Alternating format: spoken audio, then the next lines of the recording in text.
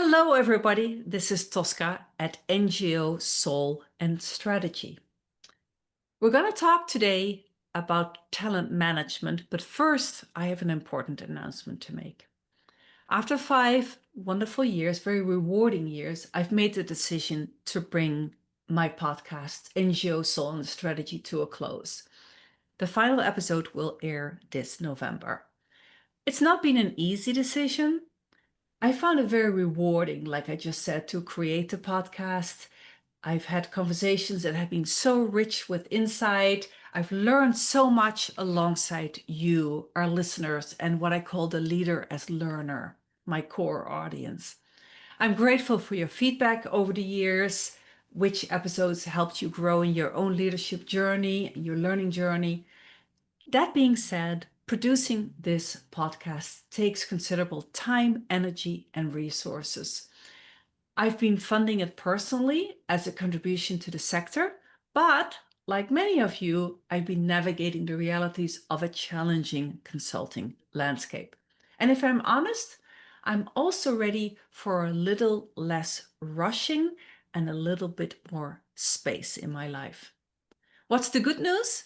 The full archive, 90 plus episodes, will remain available to you wherever you get your podcasts.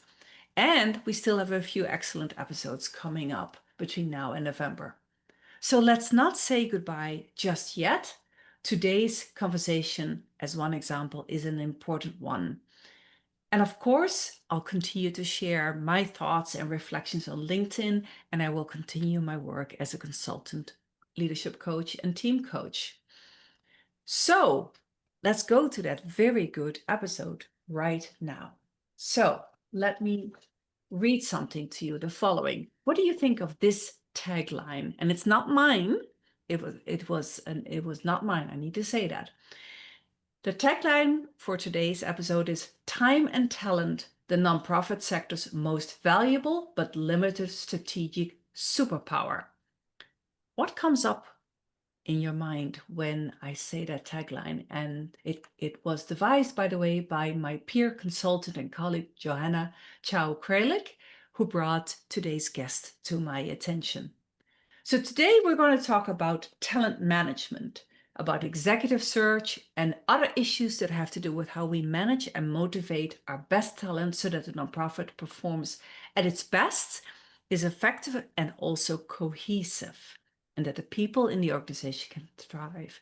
And with that, I want to welcome Doug Trout to our episode today. And he is the CEO of DRi Waterstone Human Capital. Welcome, Doug. Thank you, Tosca. Wonderful to be here today. And I just want to thank you and congratulate you on 5 years and 90 episodes. That is a lot of podcasting, and congratulations to you. I think you're going to be missed by more people than you realize. I hope that that's the case. And again, it's been very rewarding, but we need to think about what's coming next. So for our listeners, very quickly, a little bit about Doug. So as I said, he's the CEO of DRi Waterstone Human Capital, and that's a firm serving nonprofits, associations, foundations, and social impact organizations on leadership development, talent recruitment, as well as executive search. And before Doug took on various leadership positions and now the CEO of DRi Waterstone, he also worked at the, and I'm going to mispronounce it because I want to call it the Montpelier Foundation, Right. but Mo Americans call it Montpelier. Correct. Montpelier Foundation, the home of Montpelier. James Madison. That's right. Right, yes. And he also worked at the University of Virginia, interesting enough, as an administrator and leader. So a first obvious question, Doug, is tell us a little bit more about what your company does, but also what's up with that name, DRi Waterstone? Such a great question. Well, we are a 25-year-old executive search and consulting firm. We were founded by two unbelievable women who were working in the global nonprofit fundraising space, Hmm. who originally thought they were going to create a fundraising consulting company. They got three fantastic clients right off the bat, did some development audits for them, and then those clients came back and said, "Okay, will you find us the talent to Ah, to do these roles?" And so they said, "We sure can." And they did, and off to the races they went. So it's been just an incredibly well run and exceptionally well led organization by two really great founders. One of who is Jennifer Dunlap, and the other one is Nancy Reset. And while DRI technically stood for Development Resources Incorporated, oh, it just also happened to be the last names of the founders, Dunlap and Reset. got it. And about 4 years ago, we were acquired or merged with a really terrific company based out of Toronto, Canada, called Waterstone Human Capital. Jennifer and Nancy had a very strong brand and reputation in the nonprofit search and consulting space. And we did not want to lose that reach or brand or audience. And so we merged the two together to create DRi Waterstone. Okay. And so that's the history of the name. And as you mentioned, we have only operated in the nonprofit foundation and association space for the entirety of the firm's existence. And I love that. I mean, that's my background. My father was in this background. My sister and multiple members of my family are in this space. And so it's just a Hmm. privilege to be able to work with impact-oriented organizations and impact-oriented people. So it's pretty neat place. Okay, you sound like you're pretty happy with where you are. Yeah. Um, so I want to, in this interview, not so much focus on the technicalities of how to do talent management and recruitment, etc. I'll sprinkle in here and there, but I want to also talk about some of these bigger topics. Like, let's start here. What do you think is the biggest disconnect between what nonprofits say about how they value their people and the extent to which they actually invest in them? I think a starting point may be when people think of nonprofits, they think of so many different types of organizations. And as you know, the a major hospital system can be a nonprofit, Yeah, and so can a $500,000 a year local charity also be a nonprofit. absolutely. And so there is this wide range of ability, capacity, um, and we know how much focus there is on all these different causes and needs. I think for the clients that we work with, well, and probably across the nonprofit sector, the the amount that's coming at them and with the resources that they have, I think the intention for them on the culture front is very real, very authentic. But at the end of the day, it's very difficult for many of them to track it effectively, measure it effectively, and then see the growth within their organization and within their people. Uh, and so I think understanding impact culture or performance culture is the Mm. starting point, and there are a lot of organizations that really struggle with it. Okay, so when you said it, I was wondering from when you said it, you meant that a culture that is focused on performing, on performance and effectiveness. Is that it? Well, we talk to our clients a lot about that Yeah. because otherwise, how are you defining culture? Culture is a tricky word. Hmm. Culture might mean something very different to you than it does to me. Yeah. And just because I'm comfortable in a particular setting, or we say we embrace all kinds of things, or we all go out and celebrate birthdays, that doesn't necessarily mean that you're building culture within an organization. And Right. so we try to look at it from a performance culture standpoint and an impact performance culture standpoint, because at the end of the day, it should be tied to the success of the organization. And Yeah. within the nonprofit community and the foundation community, that ultimately is about impact. So can you just expand a little bit more on how do you see the relationship between talent management and investment in one's best talent and performance culture? It may be obvious to many people, but I would like to hear you speak about that. Oh, I don't think it is obvious, at least based on the folks that we talk to. I mean, we have clients who do a really, really great job of it. It's systematized. It is they have people either on staff or consultants that they're working with who have specialties, really, really understand it. The board is completely bought in. I would say the biggest gap we have is between the executive team. Most executive teams really want it and really would like to invest in it, but they have a hard time convincing the board that time and resources should be allocated to it. Why is Uh, that? well, because the board is most boards, unless there's a driver of culture on the board Yeah. or drivers of culture on the board, they look at there's still some misunderstanding about whether if you're just focusing on culture as sort of this kumbaya moment, a lot of board members are kind of like, okay, great, well, don't tell me, show me. And again, I'm going to go back to impact and performance culture, so that when the executive committees or the CEO or the executive director of the organization can go to the board and say, hey, we really have got to invest some here in culture or culture building, they have something where the board says, yeah, this makes sense. This is ultimately going to lead to greater impact for us.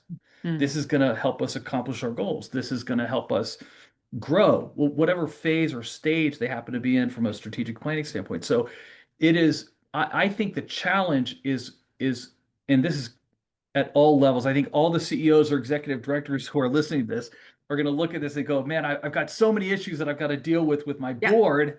This is one more. It's one more. Um, but I think that's why it's got to be tied to performance. Yes. Yes. Interesting that you bring up that link immediately. Now, there are many factors or potential reasons why nonprofits may not be as focused on talent management as from a performance culture, or yeah, from a performance culture as they should.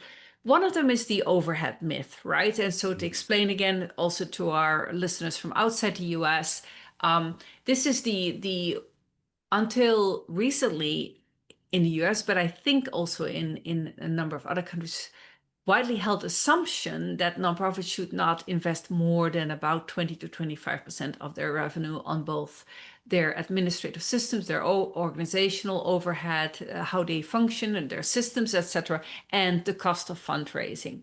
Now, that overhead myth has been weakening culture from a normative perspective, but still, it's still very much still in play. So, how is that overhead myth till today, in your view, still shaping how nonprofits treat talent management? This is there's a lot of work being done and from a research standpoint in on this very topic. And I want to be careful because I am not an expert on this front, but I can share uh, our experience as a practitioner. Please. Um, when when we talk to client, I mean, obviously, here's the easy answer, right? It's a heck of a lot cheaper to put people who are already working for you into positions as opposed to going out and trying to find people to bring into your organization. That's the It, easy answer. yeah, yeah.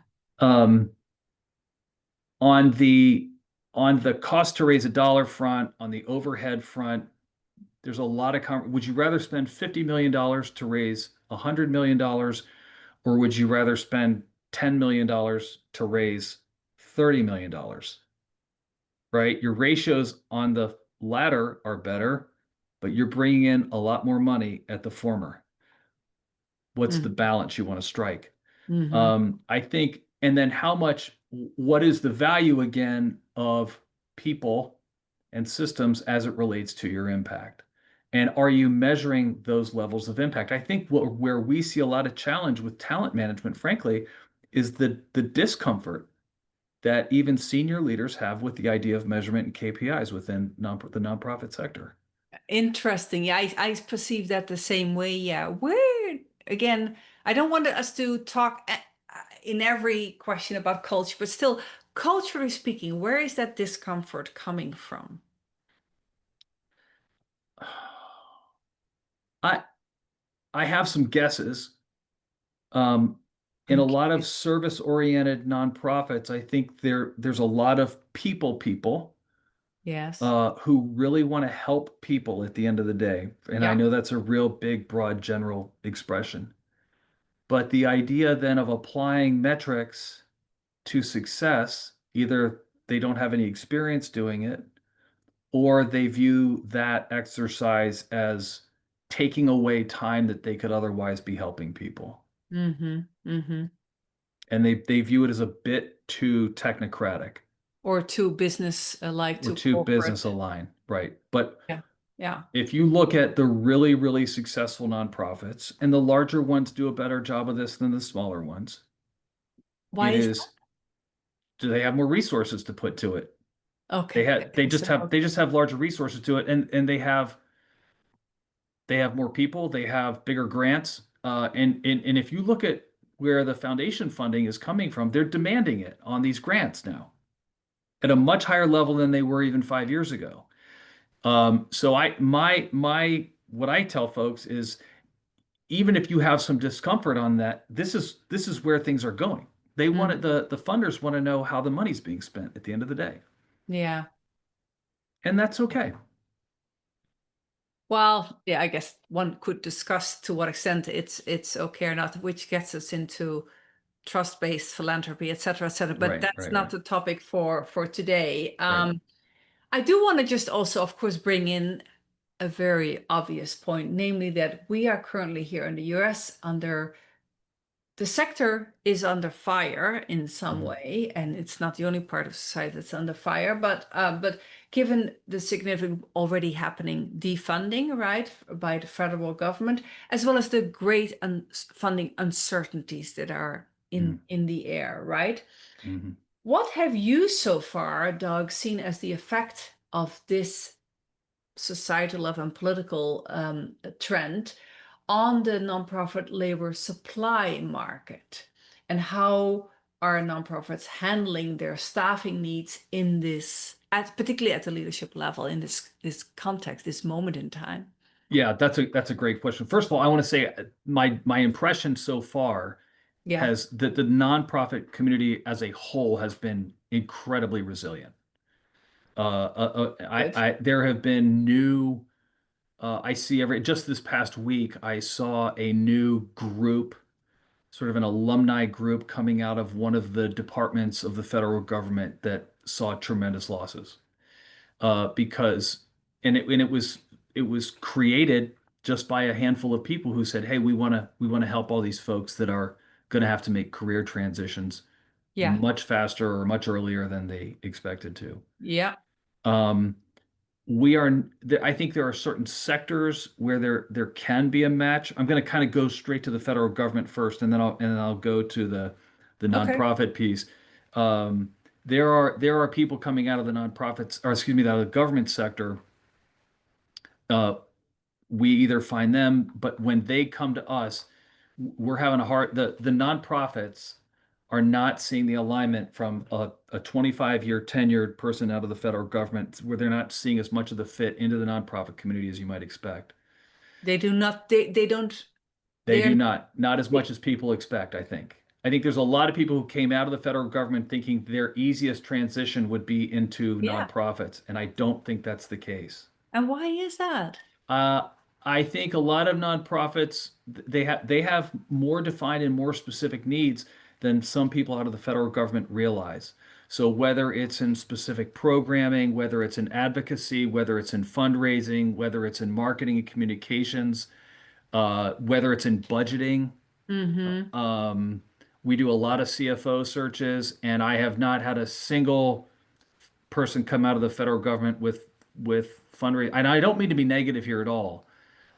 They don't view that the quote unquote government accounting the same way they do as the nonprofit accounting. And we have there's a lot of talent in the nonprofit sector that we can go to as well to recruit. Yes. I'm getting off topic a little bit here, and I didn't mean to, but the nonprofit sector, I think the way at the leadership level that they've been handling it, which I think is your question, Yeah. is that they are securing their top talent in ways that they didn't do in COVID. Hmm. So if you are a great fundraiser, for example, Yeah. and we do a lot of fundraising searches, if you are a great fundraiser in an organization, even if they were getting cuts, they're hanging on to you because they know that's a prized talent. We already know there are not enough great fundraisers out there, and so they're being kept. That's pinching the labor supply market on the development side. The CFO market also being pinched because great CFOs within nonprofits are very difficult to find. Yeah. Now, the inverse is true on marketing and communications roles and in program roles.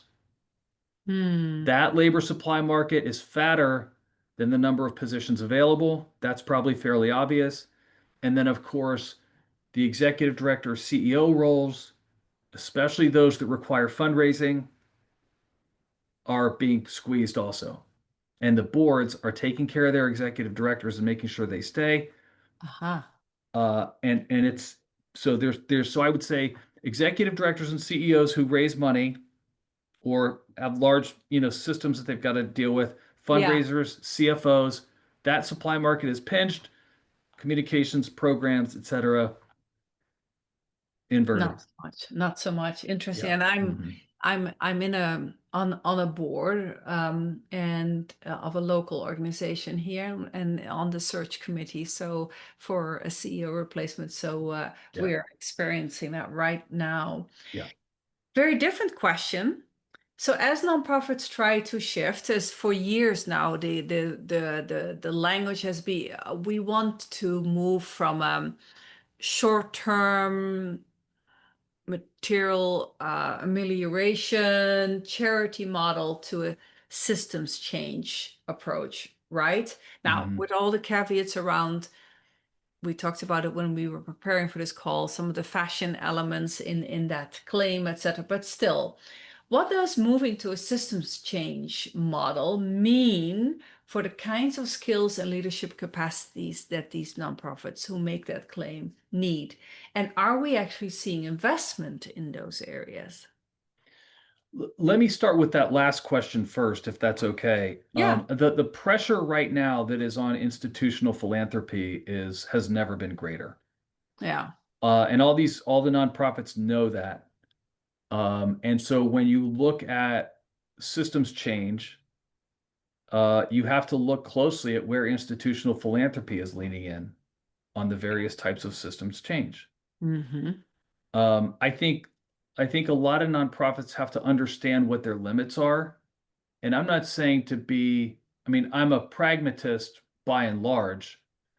There's a lot of nonprofits out there. Um, and some nonprofits want to be in the systems change business when they may not quite be ready, Oh, hallelujah. when they can get real wins with some shorter targets. Yes, And I can think of a bunch of them right now, just off the top of my head, who are really doing an exceptional job of that. I think one of the hardest parts about being in the nonprofit sector is not feeling like you can help as many people as you want. of course. And so then the question is, what does the goal setting ultimately look like? And are you being able to, are you able to celebrate those wins Yeah. without being in the systems change business? Now, if for those who are going to the systems change business, identifying and recruiting that talent is very difficult. Very, very difficult. And this is why this actually goes back to your first question, Hmm. which is it possible that that talent is in-house? or could it have been in-house if you had been investing in that for the last 5 or 10 years? So, Because there's a dearth in the external labor market of people who have that capability. And what kind of, can you say anything at all about what kind of leadership or skills specifically are inherent to being able to drive system change through your nonprofit role? well, that's a really wide that's a really wide question, right? I mean, Sorry. like where like One part. what kind of systems change? Like do you want is your system, like let's just say it's domestic. Yeah. Do you want to change the behavior of regulatory policy in the Midwest as it relates to the US grid? Okay, Yeah. so all right, what Okay. does that mean? What does that mean? Okay, we have to have regulatory know-how. We have to have a Networks. dynamism on the marketing communications front. And how has that marketing communications effort changed with the changing of administrations? What does it look like down the road? Mm-hmm.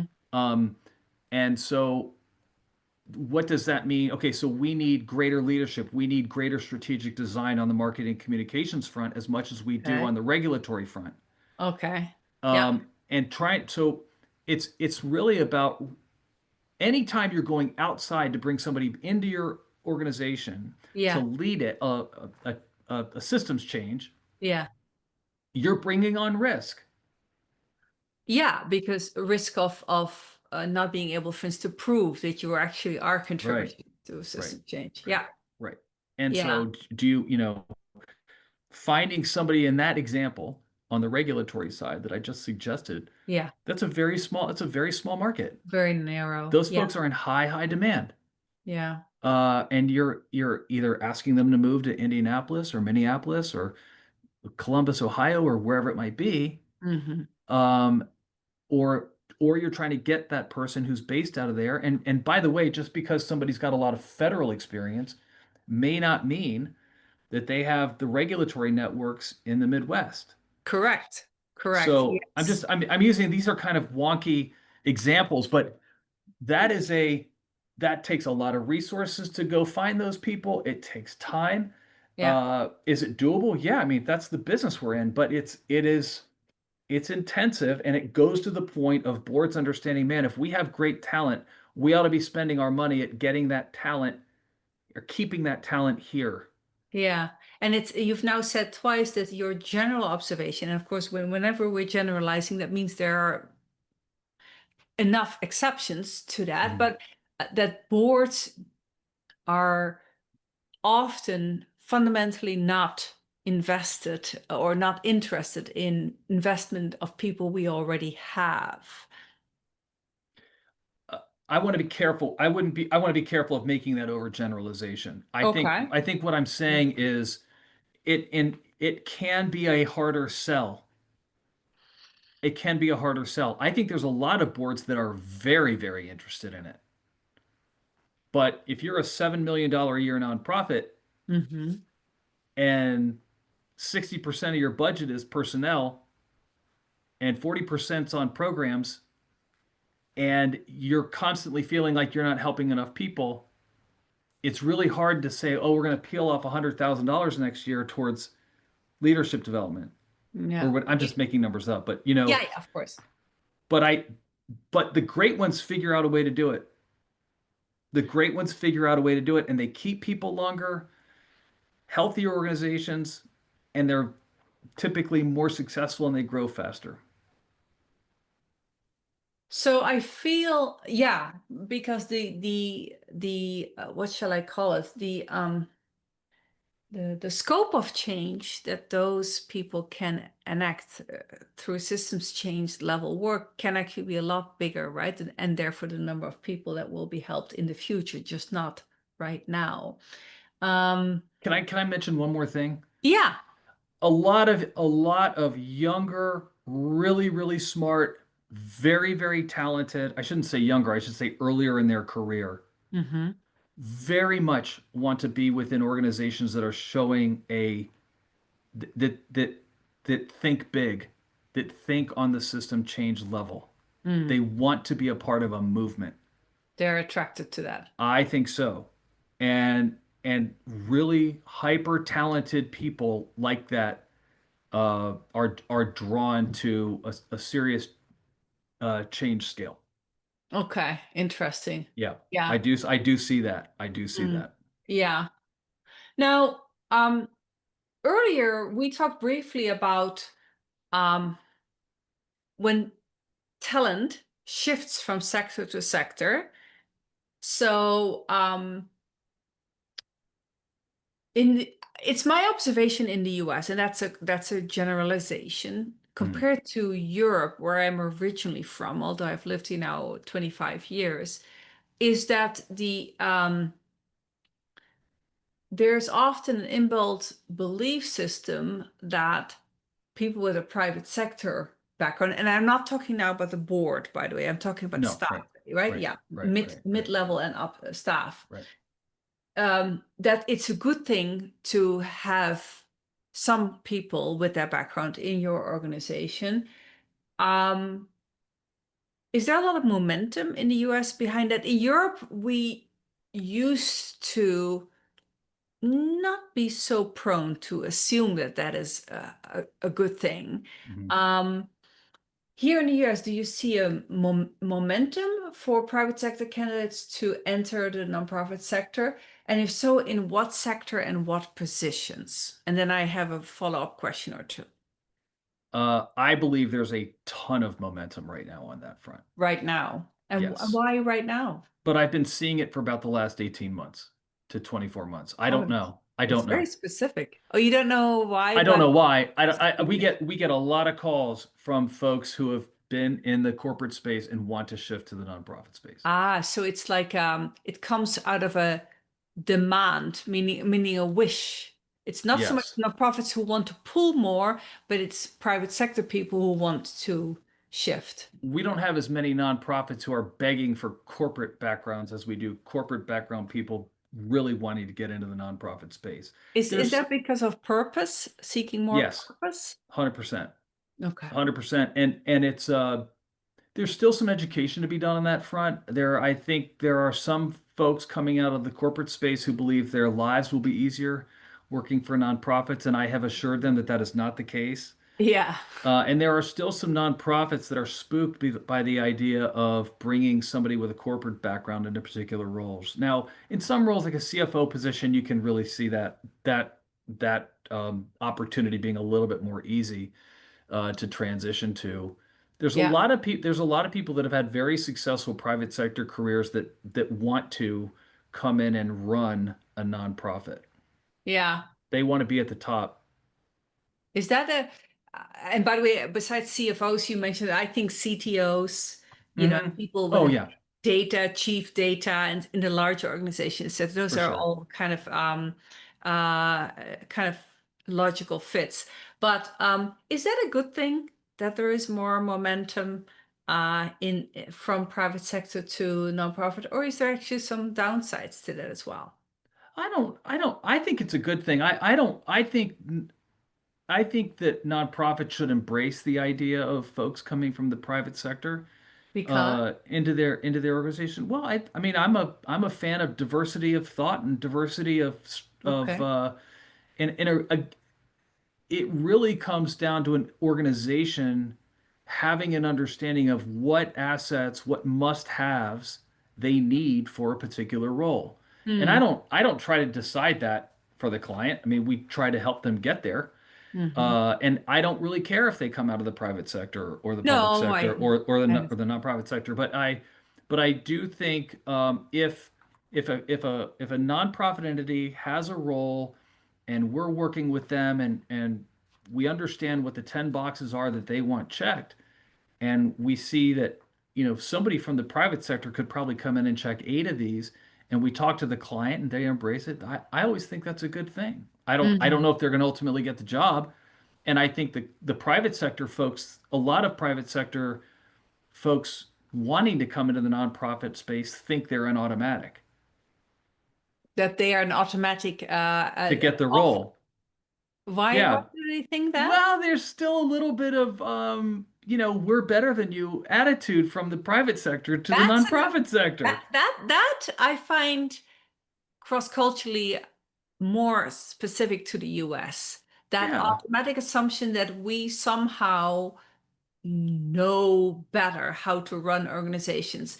And I frankly, I don't necessarily buy that, and I don't think we should assume. I think we should be neutral about that. I Uh, do too. right. I do Yeah. too. Now, what you did say earlier that leaders with a previous government experience, or a lot of people with government experience are losing their jobs at the moment, and that you there hasn't been as much of a natural fit as those people thought there might be found for them, if you will. Um, what are your observations about that lack of fit? Even though you would say, hey, this is public sector and public sector, just two elements, two different actors, if you will, in the public sector, they both are interested in the common good and things like that. Just real quickly. First of all, people at the top level, at the assistant secretary, deputy secretary, a secretary level, those people are doing okay. Who are moving on. Um, think about it this way. I'll give a quick example.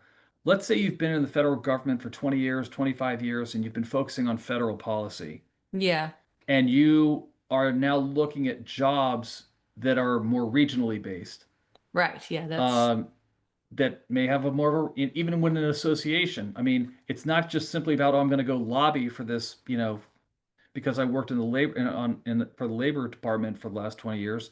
mm, Um, there could be there's very, very defined roles within these nonprofits on the advocacy front or the mm, regulatory legislative policy front. Typically, those folks have not raised money before, so that's not going to be part of it for them. They've not had marketing backgrounds. That's not going to be a possibility. mm. And so it gets tight. It gets tight, and the I don't know how to say this.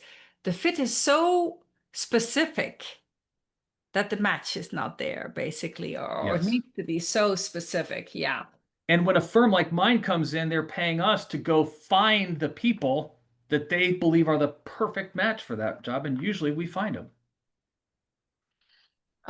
Now we've also seen a trend. I've seen that in the case of INGOs. It's my general sense, also here domestically in the US, that a number of nonprofits aspire to become more decentralized, use shared leadership models, sometimes feminist leadership models, sometimes co-leadership models, right?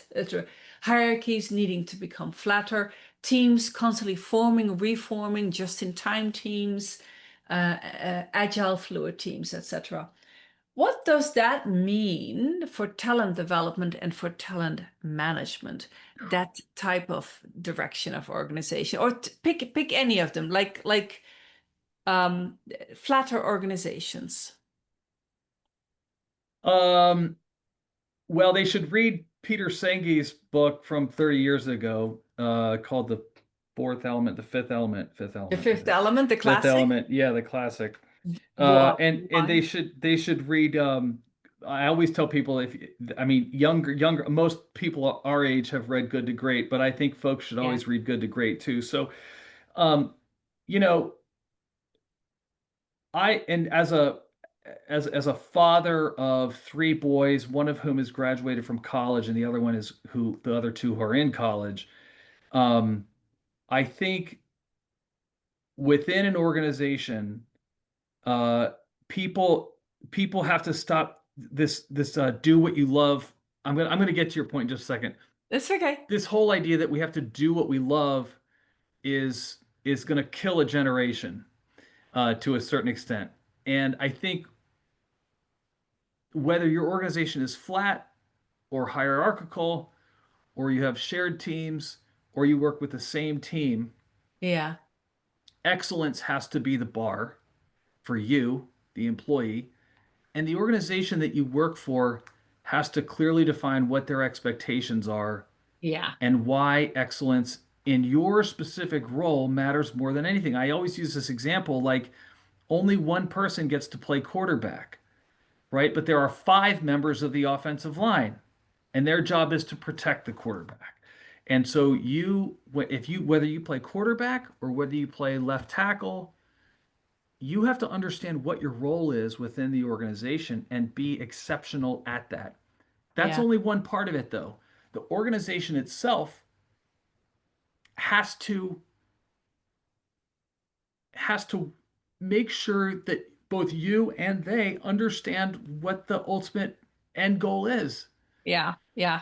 And I apologize to our audience for the sports terminology that we're using now. That is Oh, very, sorry, yeah, that's very American and yeah. outside America not very well known. But I think, dear listeners, you get the point. Yeah. Um, Another thing that I hear often is, "Ah, we're such a small organization. Mhm, We cannot afford to do any talent development. We don't do career pathing.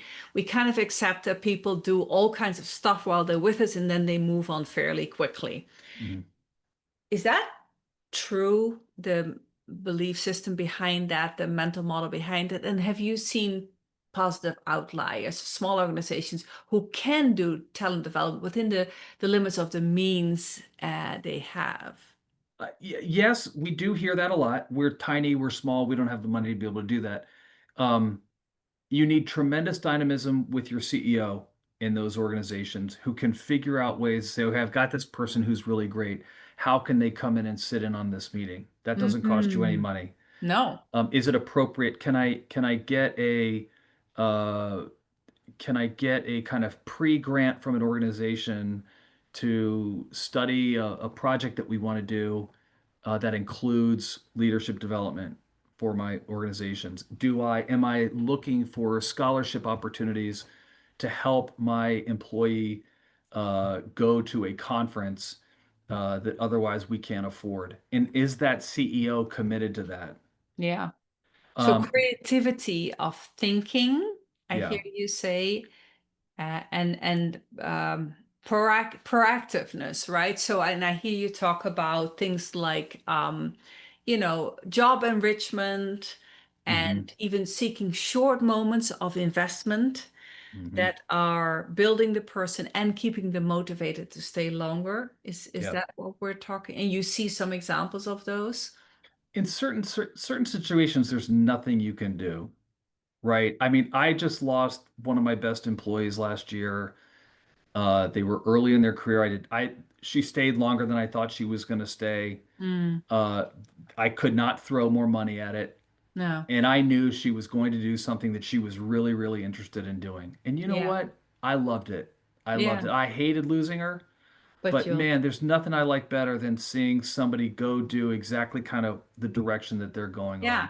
Yeah. No. But for the organizations that are small, that really struggle with how to best afford it, Yeah. again, they need to celebrate small wins. They need to be able to say, okay, we're going to do these three things and be straightforward with the employee. Hey, I cannot spend $10,000 a year on you for you to have this career leadership. This is what I'm interested in doing. This is what I see in you. Mm. Or this is what we need. I mean, this can be a mid-career person too. This can be Yeah. your leadership team. Yeah. I mean, one of the scariest things about working in small organizations is these leadership team members get stretched thin in so many different areas, and a lot of them think this is way outside of my job description. We hear that a lot. I'm doing so many things outside of my job description. When the CEO can step in and say, "You know what? I know we're asking a lot from you. This is what I see are your top two strengths. This is really what I want to follow up on. This is what I want to build on in the next year. And this is how we're going to measure it." Okay, cool. Now we've created a That's very exciting. cool, and Yeah. I'm saying to you, you know what, Tosca, I believe in you. You Yeah. need to be here. I love working with you. I want you to be here. And I'm going to continue to give you more and more responsibility. The key word is agency. Agency, agency. Not everybody gets to make all the decisions, but you want every single member of your organization feeling like they have agency in some way, They have shape, or form. I'm agency. just a huge Yeah. believer of that. Yeah. And I get excited just listening to you. Yeah, that's absolutely true. Yeah. So there are these possibilities. I am tempted to ask you one more substantive question. I'm not going to do it because we are running now out of time.